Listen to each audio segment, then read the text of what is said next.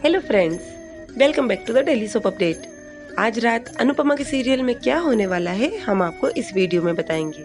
So guys, video को पूरा देखिएगा, चैनल को सब्सक्राइब करना ना भूलिएगा एंड वीडियो पसंद आने पर प्लीज वीडियो को लाइक कीजिएगा। कल के एपिसोड में हम लोगों ने देखा था कि जो चोर पकड़ा जाती है उसको बा अगले दिन काम पे रखने की बात करती है।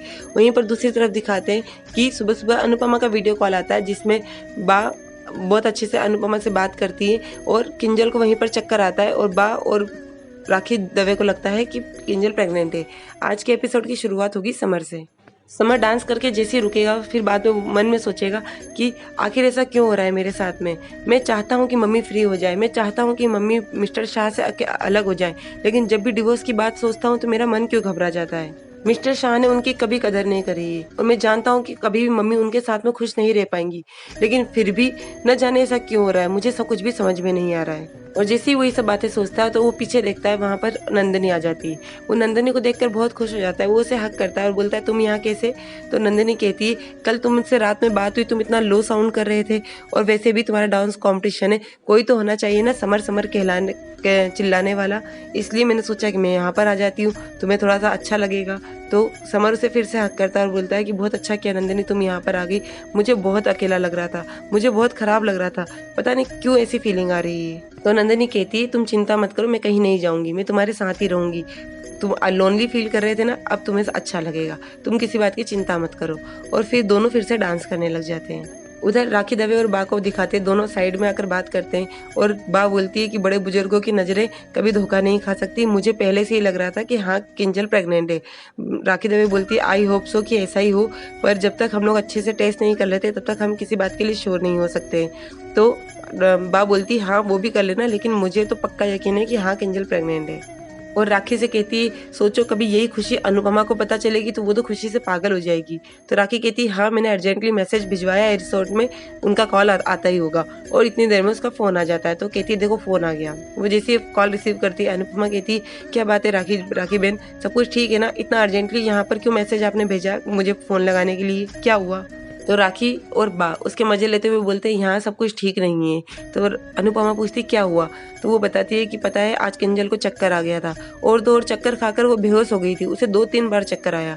तो अनुपमा घबरा जाती है, घबराते हुए बोलती है बच्चे बिना ठीक से खाते पीते नहीं है, इन्हें दुबला दिखना है, दुबले होने के चक्कर में पूरा शरीर खराब करके रखा है। और जैसे वो कंटिन्यू यही सब चीजें फिक्र में बोलती है, इतनी देर में राखी दवे कहती है किंजल प्रेग्नेंट है, लेकिन वो फिर भी बोलती है हाँ तो फिर डॉक्टर के पास जाना चाहिए, दवाई ली कि नहीं ली उसने, ये वो। फिर एकदम से उसे याद आता है, वो बोलती क्या बोला आपने। तो वो कहती है किंजल प्रेग्नेंट है। वो बहुत खुश हो जाती है, अरे मतलब बा आप पर दादी, राखी बहन आप नानी, मैं दादी, तोशु के पापा दादाजी। ओ बहुत खुश हो जाती है, मेरा तोशु छोटा सा तोशु पापा बनने वाला है। तो राखी बोलती है ये अभी हम लोगों को ऐसा लग रहा है, अभी हम लोगों ने टेस्ट नहीं किया है, पर हम लोगों को पूरे सिम्टम्स वही लग रहे हैं। और अनुपमा भी बहुत खुश हो जाती है और कहती है आपने ये बात किंजल को बताई।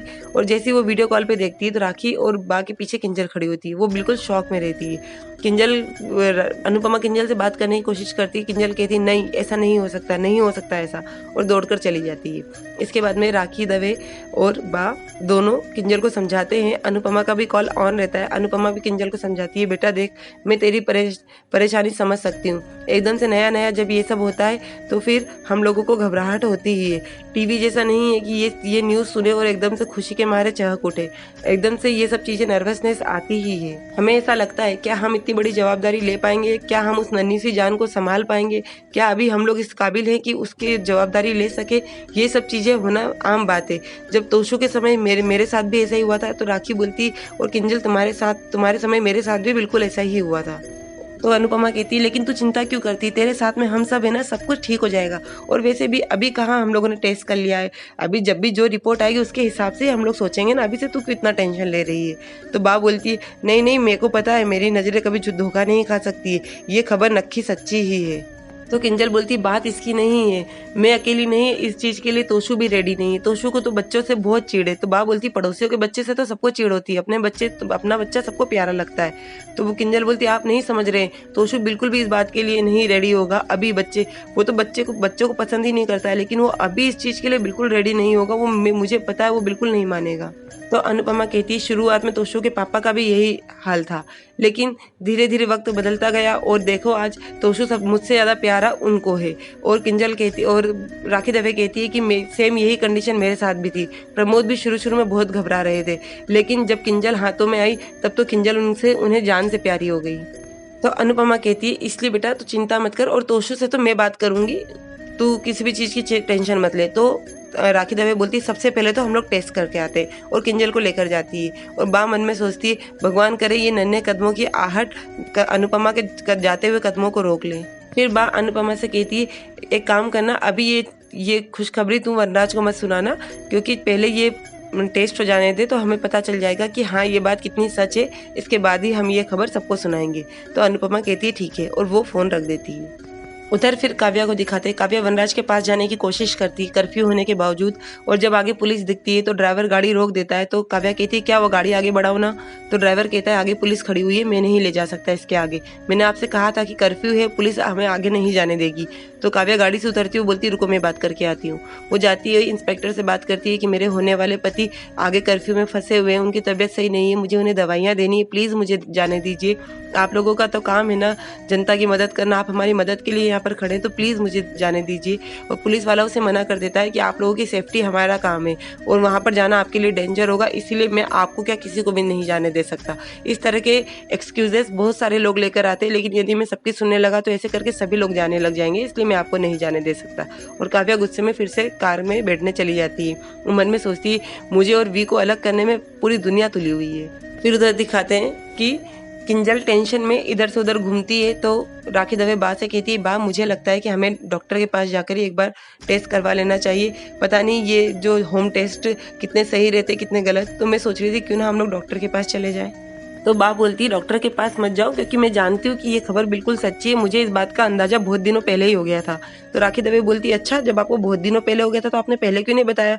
तो बा बोलती है अब बता तो रही हूँ ना, क्यों अब बताने से कोई तेरे कान के पर्दों में आग नहीं लग जाएगी। दोनों की बहस हो जाती है। तो किंजल बोलती है आप दोनों चुप रहो, यहाँ मेरी टेंशन की हमारे बुरी हाल हो रही है, और आप दोनों इस तरह से बहस करके मेरा टेंशन और बढ़ा रहे हैं। तो राखी दवे बोलती है चल बेटा तू तो जल्दी चल, डॉक्टर चला जाएगा, पहले अपन लोग वहाँ पे टेस्ट करवा के आते हैं। और जैसे ही वो दोनों जाते तो बापूजी आते, बापूजी बोलते क्या बात है ये दोनों कहाँ गए, किंजल की तबीयत ठीक नहीं है क्या। तो बा बोलती है ऐसे में ऐसा होता ही है। बापूजी बोलते कैसा होता है। तो बा बोलती है जो होना चाहिए। बापूजी बोलते क्या होना चाहिए। तो बा बोलती अरे जो हो रहा है। बापूजी पूछते क्या हो रहा है।